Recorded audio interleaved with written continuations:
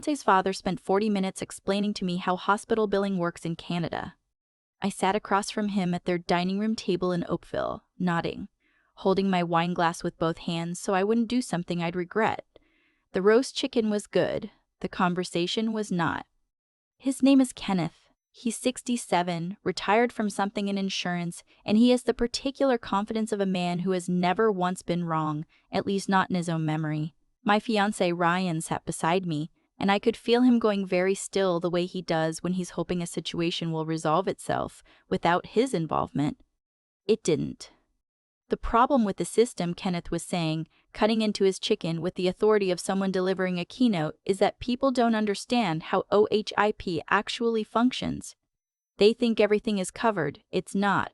There are gaps, real gaps. Most people, most professionals even, have no idea what falls outside provincial coverage.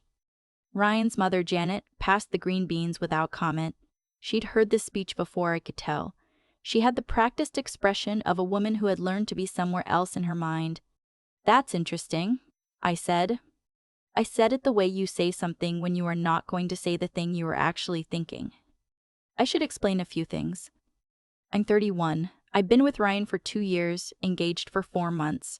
I'm a physician. Specifically, I'm a second-year resident in internal medicine at a hospital in Toronto, currently rotating through the ICU. Before that, I spent 7 years in medical school and undergraduate combined, graduated near the top of my class from McMaster, did my licensing exams, and have spent the better part of my adult life learning exactly how the healthcare system works, including in considerable detail. How OHIP functions, what it covers, what it doesn't, and why. Ryan knows this, obviously. He's watched me study for licensing exams at our kitchen table. He's driven me to overnight shifts. He was there when I got my residency match. He has met my attending physicians, heard me talk about my patients in careful generalities, seen me come home after a shift in the ICU, and sit on the bathroom floor for 10 minutes before I could speak. He knows who I am.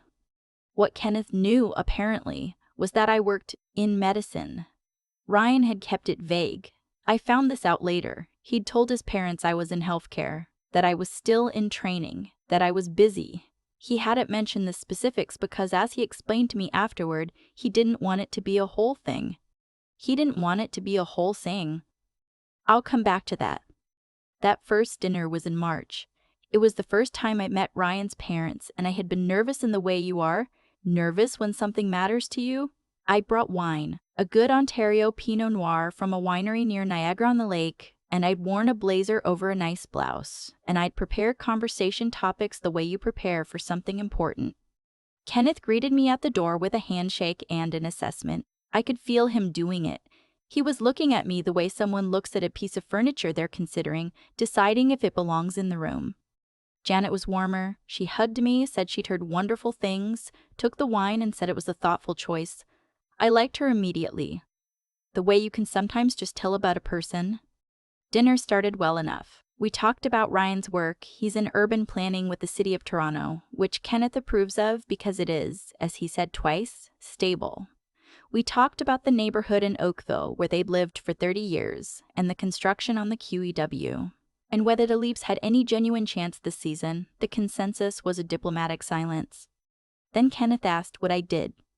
"I'm in medicine," I said. "Internal medicine at a hospital in Toronto." "Ah," he said. "A nurse?" I looked at Ryan. Ryan looked at his chicken. "A physician," I said. "I'm a resident." Kenneth nodded slowly. In the way that means the information is being processed but not entirely accepted. "Still in training then?" "Residency is part of the training process, yes. I finished medical school." "Ryan mentioned you were still studying." "Residency isn't quite studying, it's more—" I stopped. I took a breath.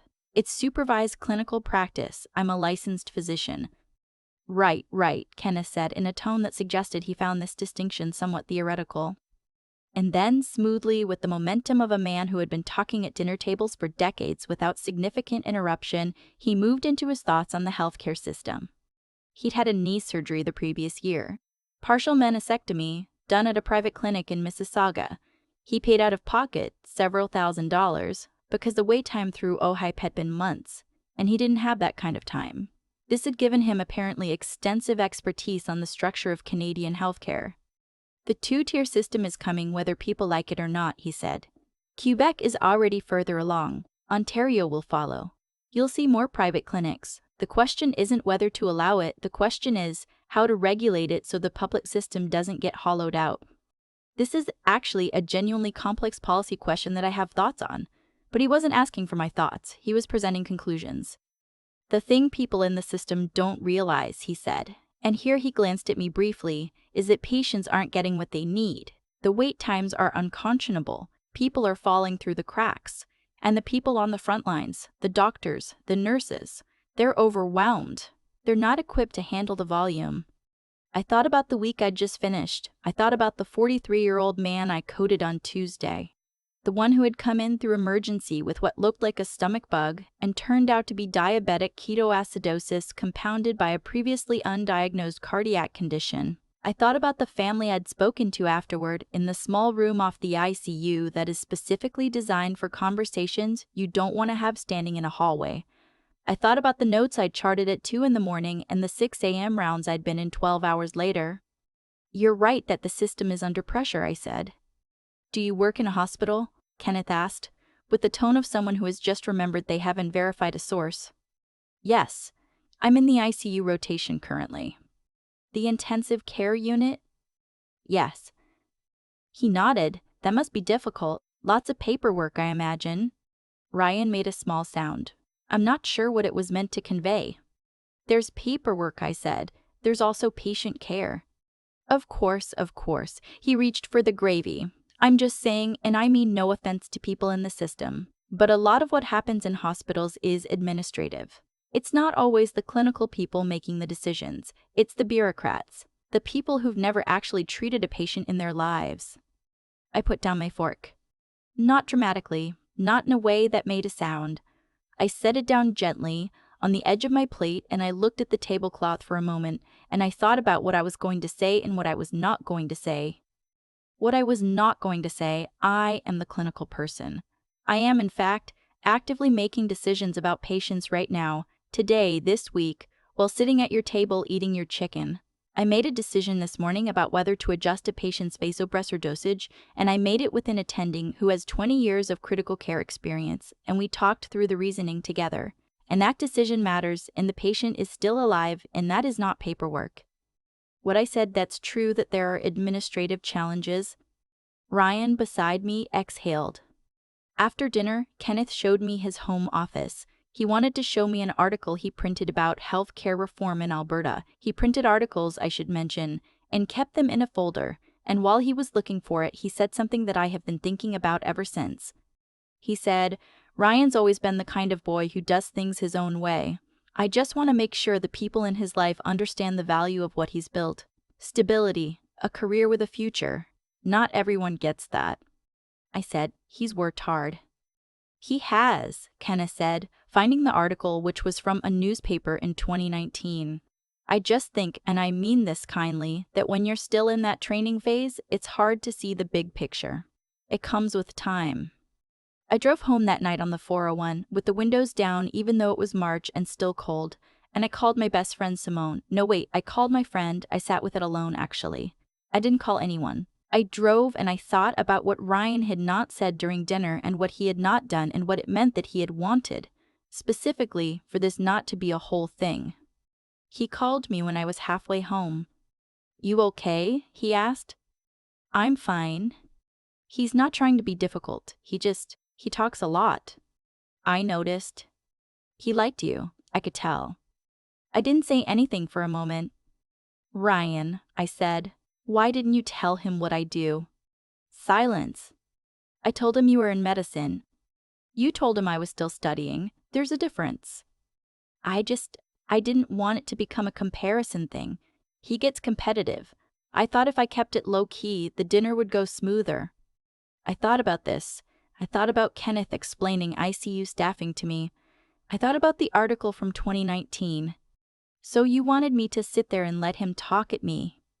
I wanted the dinner to go well. It didn't go well, Ryan. It went fine, which is not the same thing. There was a long pause. What does that mean? It means I spent 4 hours having a conversation I didn't have to have, that I could have been pulled out of at any point if you had just told the truth."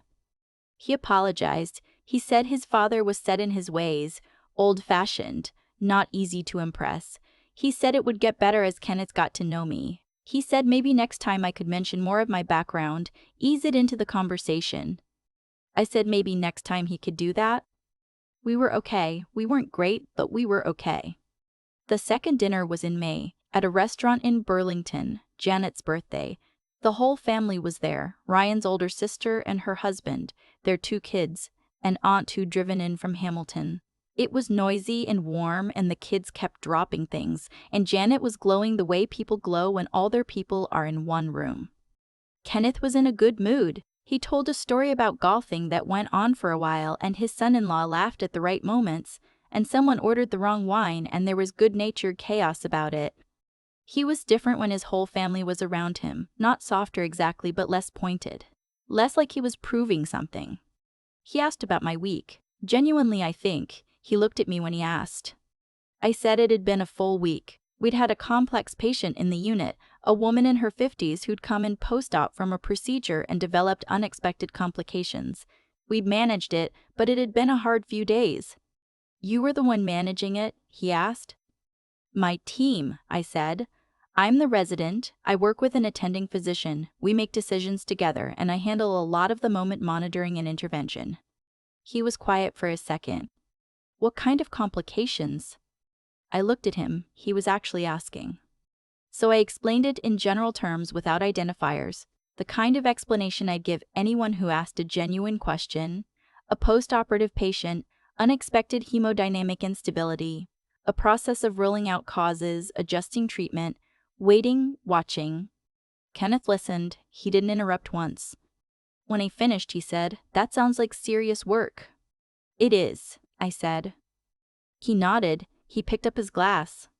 "Ryan didn't tell me much about what you do," he said. "I think I had the wrong picture." I looked at Ryan. Ryan was studying the breadbasket. "He may have kept it general," I said.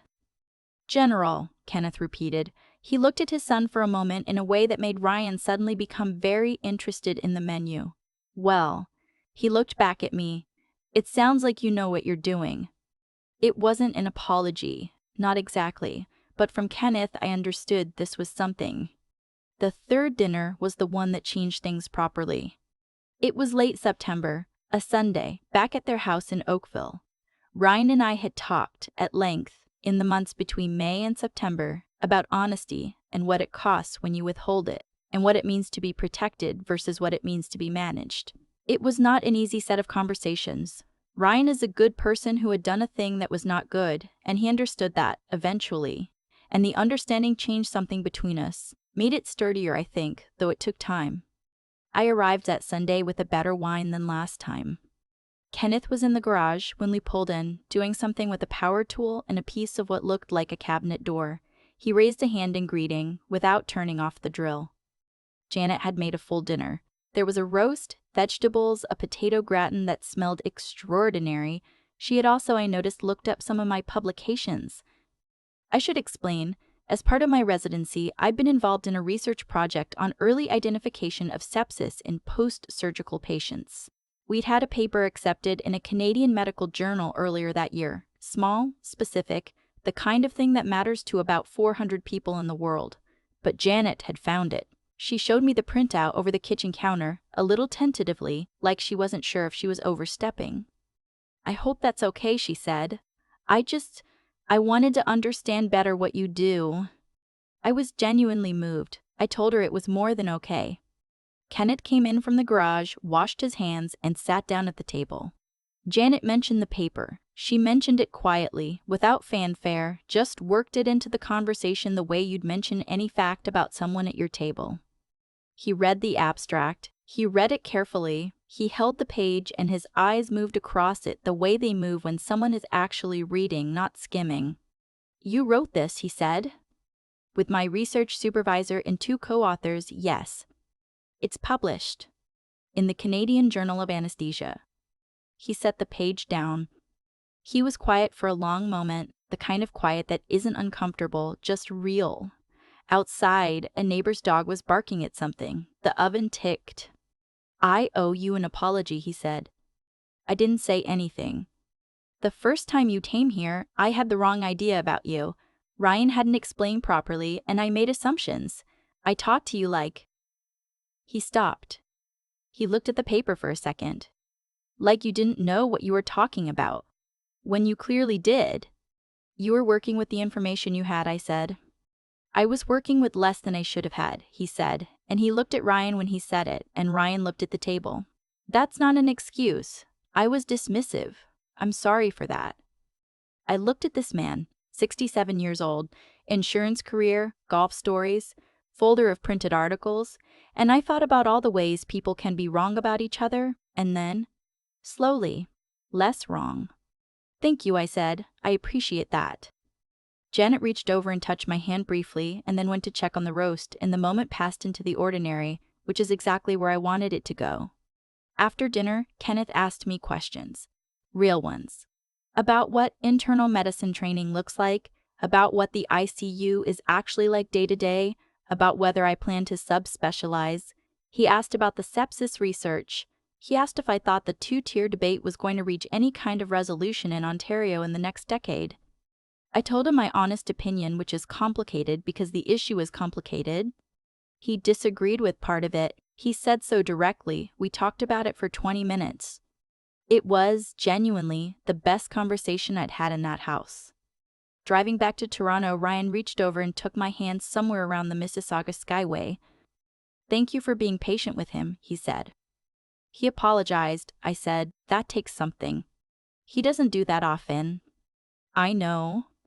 You handled everything better than I did." I thought about that for a while. The highway was quiet for a Sunday night.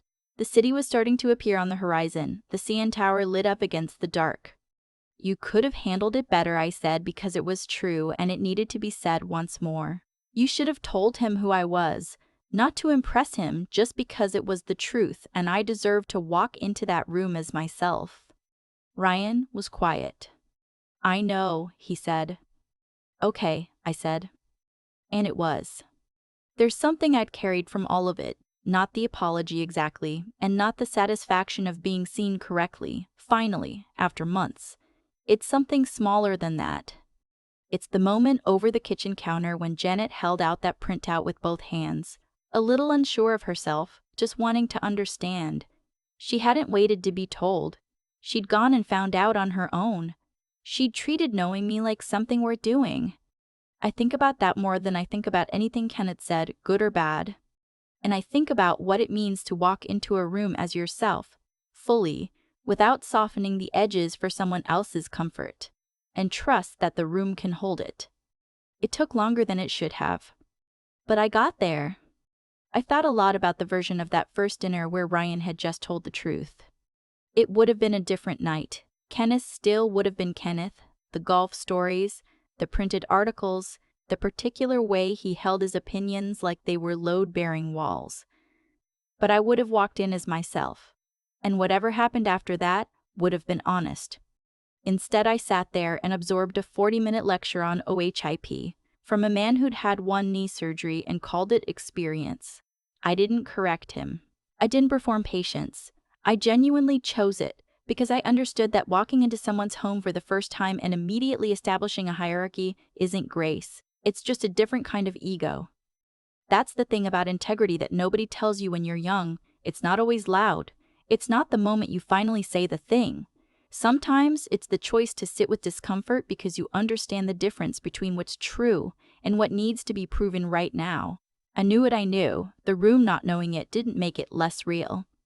But here's where the cause and effect actually lived, not in Kenneth's assumptions, which were predictable, but in Ryan's silence, which wasn't. Kenneth had wrong information and acted on it. That's ordinary. Ryan had the right information and withheld it. That's a choice, and choices have weight. They accumulate. They show you something about what a person does when the situation is uncomfortable and the cost of honesty feels inconvenient. What I needed from Ryan wasn't protection. I didn't need him to manage his father for me. I needed him to trust that I could handle the room as myself, Not a softer, vaguer, easier to digest version of myself, but actually me. That trust, withheld, is its own kind of diminishment. And yet, Kenneth read that paper. He held it in both hands and he actually read it, and then he looked up and said, "I owe you an apology." And he meant it. Not because he had to. Not because he was caught. Because something in him, underneath the confidence in the printed articles and the decades of being the one who knew things, had enough honesty left to recognize when he'd been wrong. That moved me more than I expected it to. I think about Janet too, quietly printing that paper, uncertain whether it was overstepping, offering it with both hands like a small act of repair. She didn't wait to be told what to value. She went and found it herself. There's a kind of intelligence in that has nothing to do with credentials. It's the intelligence of actually wanting to know another person. What I took from all of it is something I carry into work now, into the ICU, into every room where someone is frightened, and I am the person they're looking to. You can be right and still be unkind. You can be qualified and still be arrogant. And you can be wrong, genuinely, completely wrong about someone, and still choose to say so, and mean it, and change. The work of becoming a better person is slow. It doesn't arrive all at once, but it arrives if you're willing to let it. Kenneth was willing, eventually. That turned out to matter.